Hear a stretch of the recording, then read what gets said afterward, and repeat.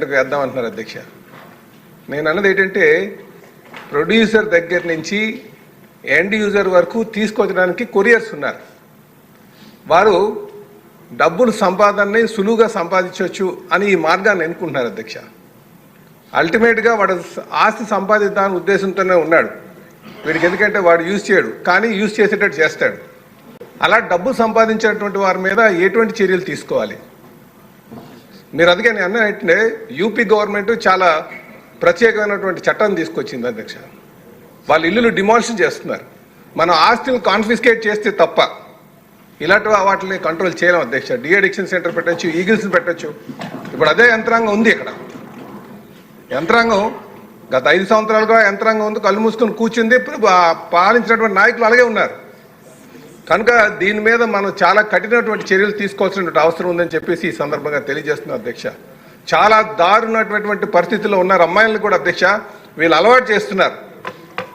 సమాజం మనం రేపు బాధపడేటువంటి పరిస్థితిలో ఉంది. కనుక వాళ్ళ ఆస్తుల్ని కాన్ఫిస్కేట్ చేసి డిమాలిష్ చేయాల్సినటువంటి అవసరం ఉంది. దాని మీద చర్యలు తీసుకోవాలని చెప్పి తెలియజేస్తున్నారు అధ్యక్ష. నమస్కారం. ఆలస్యంగా చెప్పినా చాలా అద్భుతమైన సూచన చేశారు అధ్యక్ష పల్లా శ్రీనివాసరావు గారు.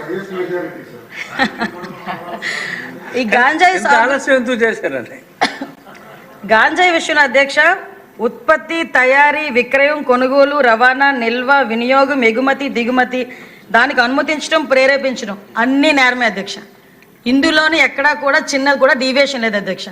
గాంజాయి చేతిలో ఉన్నా కూడా అది కూడా నేరమే, ప్రేరేపించినా కూడా నేరమే, వాళ్ళు తీసుకోకపోయినా వెళ్ళి ట్రాన్స్పోర్ట్ చేసినా కూడా నేరమే.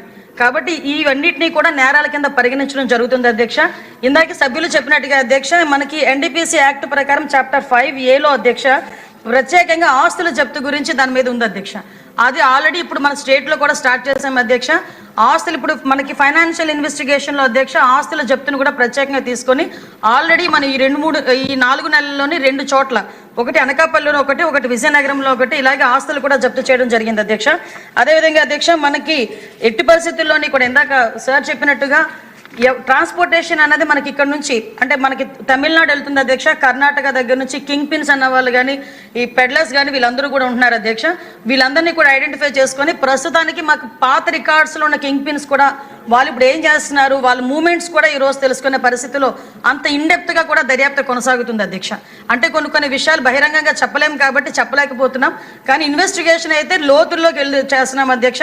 కింగ్ పిన్ దొరికిన కింద స్థాయి నుంచి ఇందాక ఎక్కడైతే ఉత్పత్తి దగ్గర నుంచి రవాణా వరకు తీసుకునే వాళ్ళు ప్రేరేపించినంత వరకు ఆ లింక్ డాట్స్ అన్నింటినీ కూడా కనెక్ట్ చేసుకుని మొత్తం అన్నిటి మీద కూడా చర్యలు తీసుకుంటాం. ఆస్తులు కూడా జప్తు చేస్తున్నాం అధ్యక్ష. వాళ్ళకి సంబంధించిన వాళ్ళ మీద అన్ని చర్యలు కూడా తీసుకుంటున్నాం అధ్యక్ష. ఇది చాలా పెద్ద సమస్య. పల్లా శ్రీనివాస్ గారు సూచించినట్టు ఆ ఉత్తరప్రదేశ్ చట్టం ఏంటో కూడా స్టడీ చేసి అదేమన్నా మనం అడాప్ట్ చేసుకుంటానికి వీలవుతుందేమో.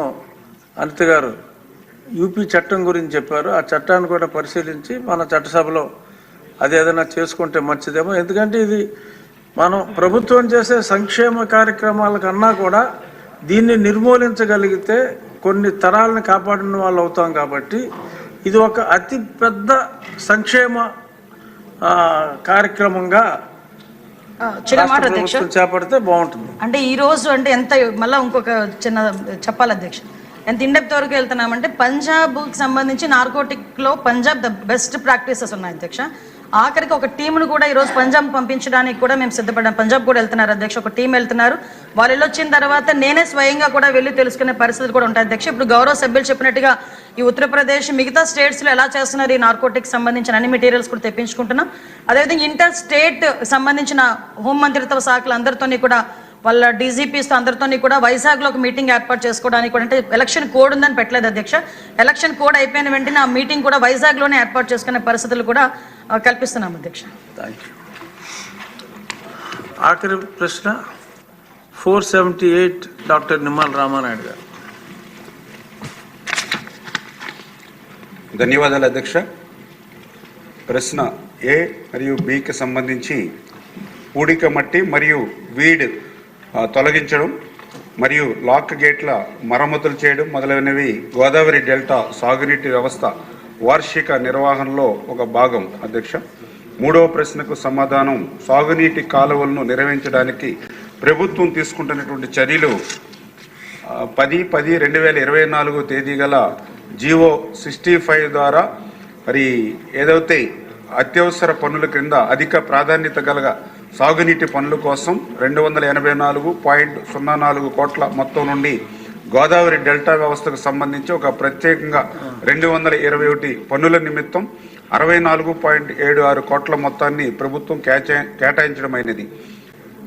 అదేవిధంగా 21/6/2024 తేదీ ఏదైతే మరి 11/24/2024-25 ద్వారా కడా కమిషనర్ ద్వారా ఓఎండ్ఎం పనులకు సంబంధించి 420 పనుల కోసం 38.47 కోట్ల మొత్తాన్ని మంజూరు చేయడం అనేది పనులు పురోగతిలో ఉన్నాయి మరియు త్వరలోనే పూర్తి చేయడం అవుతుంది.